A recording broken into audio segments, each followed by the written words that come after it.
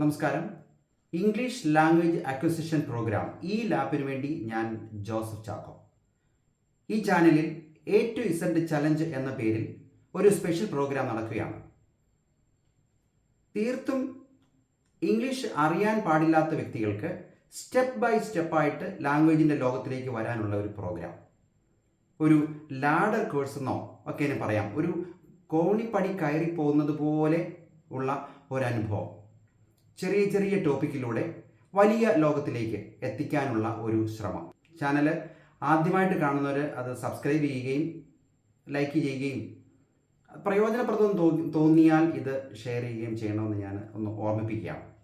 A to Z ചലഞ്ചിൻ്റെ 7ാമത്തെ ക്ലാസ്സിലേക്ക് ഏവരെ ഞാൻ സ്വാഗതം ചെയ്യുന്നു.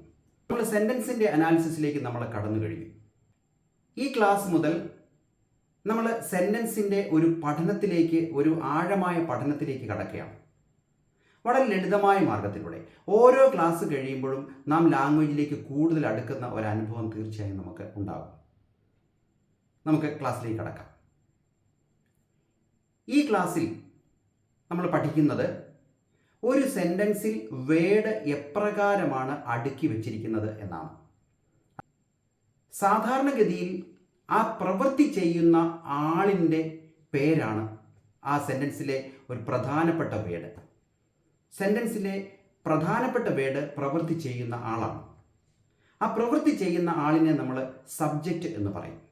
ഒരു സെൻറ്റൻസിലെ ഏറ്റവും പ്രധാനപ്പെട്ട വ്യക്തി ആ സബ്ജക്റ്റാണ്. സബ്ജക്റ്റ് ഇല്ലെങ്കിൽ ആ സെൻറ്റൻസിനൊരു നിലനിൽപ്പില്ലാത്തതുപോലെ തോന്നുന്നു. ഒരു പ്രവൃത്തി പറയുന്നുണ്ട്, പക്ഷേ ഇത് ചെയ്യാനുള്ള ആളിൻ്റെ പേര് പറയുന്നില്ലെങ്കിൽ ആ സെൻറ്റൻസിനൊരു വാല്യൂ ഇല്ലാത്ത പോലെ, ഒരു നിലനിൽപ്പില്ലാത്തതുപോലെ ഉള്ള അനുഭവം നമുക്കുണ്ടാവും. അതുകൊണ്ട് സെൻറ്റൻസിലെ ഏറ്റവും പ്രധാനപ്പെട്ട വ്യക്തി സബ്ജക്റ്റാണ്. സബ്ജക്റ്റ് ആയിരിക്കും ഒരു സെൻറ്റൻസിൽ സാധാരണഗതിയിൽ ആദ്യം വരുന്നത്. അതിനുശേഷം വരുന്നത് സബ്ജക്റ്റ് ചെയ്യുന്ന പ്രവൃത്തി. സബ്ജക്റ്റ് ചെയ്യുന്ന പ്രവൃത്തി അതിനെ നമ്മൾ വെർബ് എന്ന് പറയും, ക്രിയയെന്ന് പറയും. അപ്പോൾ ആദ്യം സെൻറ്റൻസിൽ ആദ്യം വരുന്നത് സബ്ജക്റ്റും, അതിനുശേഷം തൊട്ട് അടുത്ത് വരുന്നത് വെർബും, അതിനുശേഷം വരുന്നത് തീർച്ചയായും സബ്ജക്റ്റ് ഒരു പ്രവൃത്തി ചെയ്യുന്നെങ്കിൽ അതിൻ്റെ റിസൾട്ട് അല്ലെങ്കിൽ ഫലം അനുഭവിക്കാൻ ഒരു വസ്തുവോ ഒരു വ്യക്തിയോ എന്തെങ്കിലും അവിടെ ഉണ്ടാകും. അതായിരിക്കും മൂന്നാമത് വരുന്നത്. അതിനെ ഓബ്ജക്റ്റ് എന്ന് പറയും. അപ്പോൾ ഒരു സെൻറ്റൻസിൽ വേർഡ് അടുക്കി വെച്ചിരിക്കുന്നത് സബ്ജക്റ്റ്, വെർബ്, ഓബ്ജക്റ്റ് എന്ന നിലയ്ക്കാണ്. ഇത് നമ്മൾ മനസ്സിലാക്കണം. ഇത് കൃത്യമായി നമ്മൾ മനസ്സിലാക്കുകയും ഇത് പരിശീലിക്കുകയും ചെയ്യുമ്പോൾ നാം സംസാരിക്കുന്ന ഘട്ടങ്ങളിലെല്ലാം കൃത്യമായി ഈ വേർഡ് ഓർഡർ നമ്മൾ അറിയാതെ തന്നെ പാലിക്കുന്നതായിട്ടുള്ള അനുഭവം ഉണ്ടാവും. അതുകൊണ്ട് ഇത് വളരെ ഇമ്പോർട്ടൻ്റ് ആയിട്ടുള്ള ഒരു ടോപ്പിക്കാണ്. നിങ്ങൾ തീർച്ചയായും പഠിച്ചു വെക്കണം. സബ്ജക്റ്റ്, വെർബ്, ഓബ്ജക്റ്റ്, SVO എന്ന് പറയും. Natural word order in A sentence is subject, verb and object. നമുക്ക് ഏതാനും ചില എക്സാമ്പിൾസ് നോക്കുമ്പോൾ നിങ്ങൾക്കത് മനസ്സിലാക്കാൻ സാധിക്കും. ഒരു എക്സാമ്പിൾ ശ്രദ്ധിക്കുക. The dog is chasing a ball. പട്ടി എന്ത് ചെയ്യുകയാണ്? ഒരു ബോളിനെ ചേസ് ചെയ്യുകയാണ്. ബോൾ ഇങ്ങനെ ഉരുണ്ടു പോകുന്നു, അതിൻ്റെ പുറകെ ഡോഗ് ഇങ്ങനെ പോവുകയാണ്. അപ്പോൾ സെൻറ്റൻസിലെ ആദ്യത്തെ വേർഡ് എന്ന് പറയുന്നത് ദ ഡോഗ് ആണ്. അവിടെ ഡൂവർ ഓഫ് ദ ആക്ഷൻ ആണ്. ആ സെൻറ്റൻസിലെ പ്രവൃത്തി ചെയ്യുന്നയാൾ ആ ഡോഗാണ്.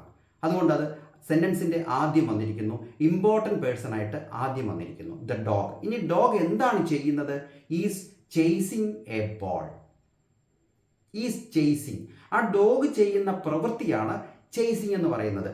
പുറകെ പോകുന്നു, പിന്നാലെ പോകുന്നു. അപ്പോൾ ആദ്യം വന്നത് ആ പ്രവൃത്തി ചെയ്യുന്ന ഡോഗാണ്.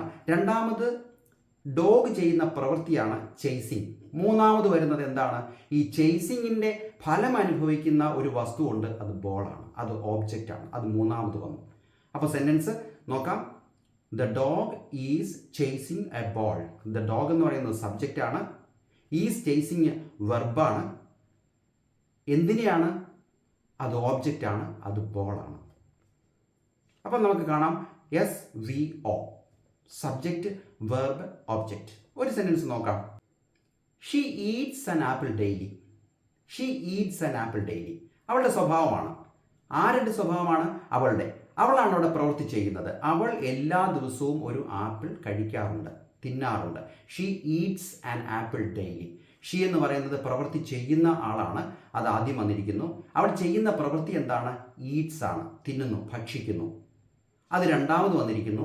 എന്തിനെയാണ് തിന്നുന്നത്, എന്താണ് തിന്നുന്നത്, ആപ്പിൾ ആണ്, അത് മൂന്നാമത് വന്നിരിക്കുന്നു. ആ സെൻറ്റൻസിലും word order subject verb object ആണ്.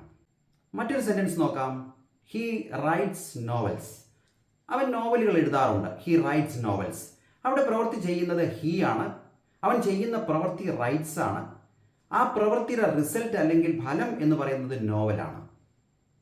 അപ്പോൾ ഹീ സബ്ജക്റ്റും റൈറ്റ്സ് വെർബും നോവൽസ് ഓബ്ജക്റ്റുമാണ്. Subject verb object. മറ്റൊരു സെൻറ്റൻസ് നോക്കാം. They told me. അവർ എന്നോട് പറഞ്ഞു. പറഞ്ഞതാരാണ്?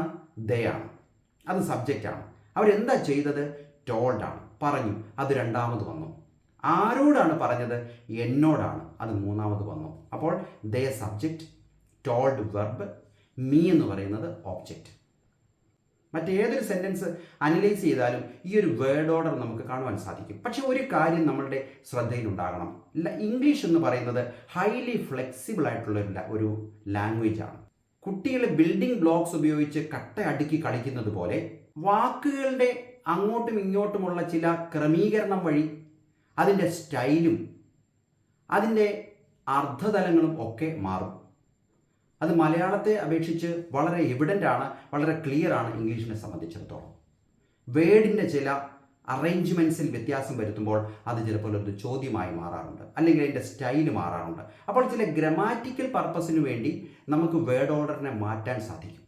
കവിതകളിലൊക്കെ മിക്കവാറും വേർഡ് ഓർഡർ ചേഞ്ച് ചെയ്ത് ഒരു പ്രത്യേക ഒരു ഭംഗി വരുത്തി അതിൽ ചേർത്തിരിക്കുന്നത് ഒക്കെ നമുക്ക് മുന്നോട്ട് പോകുമ്പോൾ നമുക്ക് കാണാൻ സാധിക്കും. അപ്പോൾ വേർഡ് ഓർഡർ നമുക്ക് വ്യത്യാസപ്പെടുത്താം. വാക്കുകളുടെയോ അല്ലെങ്കിൽ വാചകങ്ങളുടെയോ അർത്ഥം മാറാതെ തന്നെ വേർഡ് ഓർഡർ വ്യത്യാസപ്പെടുത്തി അതിൻ്റെ ഒരു ഭംഗി വ്യത്യാസപ്പെടുത്താനായിട്ട് തീർച്ചയായിട്ടും സാധിക്കും. കാരണം എന്താണ്? ലാംഗ്വേജ്, ഇംഗ്ലീഷ് ലാംഗ്വേജ് എന്ന് പറയുന്ന ഒരു ഹൈലി ഫ്ലെക്സിബിൾ ലാംഗ്വേജ് ആണ്. ഇനി ശ്രദ്ധിക്കുക, ഞാൻ പറഞ്ഞല്ലോ സബ്ജക്റ്റ് ഒരു സെൻറ്റൻസിലെ പ്രധാനപ്പെട്ട വ്യക്തിയാണ്. എങ്ങനെ ഈ സബ്ജക്റ്റിനെ തിരിച്ചറിയാം? സബ്ജക്റ്റിനെ തിരിച്ചറിയാൻ രണ്ട് ചോദ്യങ്ങൾ ചോദിച്ചാൽ മതി. ഒരു ചോദ്യം ഹൂ എന്നും മറ്റൊരു ചോദ്യം വാട്ട് എന്നും. ആര് അല്ലെങ്കിൽ എന്ത് എന്ന് ചോദിക്കുമ്പോൾ ആ ചോദ്യത്തിന് ആൻസർ തരുന്ന ഒരു വേർഡ് ഇവിടെ ഉണ്ടാവും. ആ വേർഡ് ആയിരിക്കും സബ്ജക്റ്റ്. അങ്ങനെ നമുക്ക് സബ്ജക്റ്റിനെ ഐഡൻറ്റിഫൈ ചെയ്യാൻ സാധിക്കും. ഇതൊരു ബേസിക് ലെസൺ ആണ്. സംസാര ഭാഷയായിട്ടൊന്നും ഇതിന് വലിയ ബന്ധമൊന്നുമില്ല. പക്ഷേ എങ്കിൽ ഇത് മനസ്സിലാക്കി വെച്ചാൽ, ഒരല്പസമയം ഒന്ന് ചിലവഴിച്ച് ഇതൊന്ന് മനസ്സിലാക്കി വെച്ചാൽ നമുക്ക് കൃത്യമായ ലാംഗ്വേജ് നമുക്ക് സംസാരിക്കാൻ സാധിക്കും. കാരണം നമ്മൾ ലാംഗ്വേജ് സംസാരിച്ചാൽ മാത്രം പോരല്ലോ, നമുക്ക് എഴുതുകയും കൂടെ വേണമല്ലോ. എഴുതി വെച്ചിരിക്കുന്നത് വായിച്ച് മനസ്സിലാക്കുകയും വേണമല്ലോ.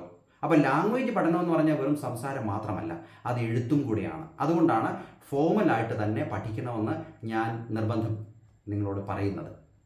ആര് അല്ലെങ്കിൽ എന്ത് എന്ന ചോദ്യത്തിന് ഉത്തരം നൽകുന്ന പദം സബ്ജക്റ്റ് ആയിരിക്കും, വേർഡ് സബ്ജക്റ്റ് ആയിരിക്കും. നമുക്ക് എക്സാമ്പിൾ നോക്കാം. The dog is running. പട്ടി ഓടുകയാണ്. The dog is running. അപ്പോൾ നമുക്ക് ചോദിക്കാം ഹൂ ഈസ് റണ്ണിങ്. ആ ഹൂ എന്ന് പറയുന്ന ആ ക്വസ്റ്റ്യൻ വേർഡിന് ആൻസർ തരുന്ന വേർഡ് നിങ്ങൾക്ക് എല്ലാം അറിയാം. ഏതായിരിക്കും?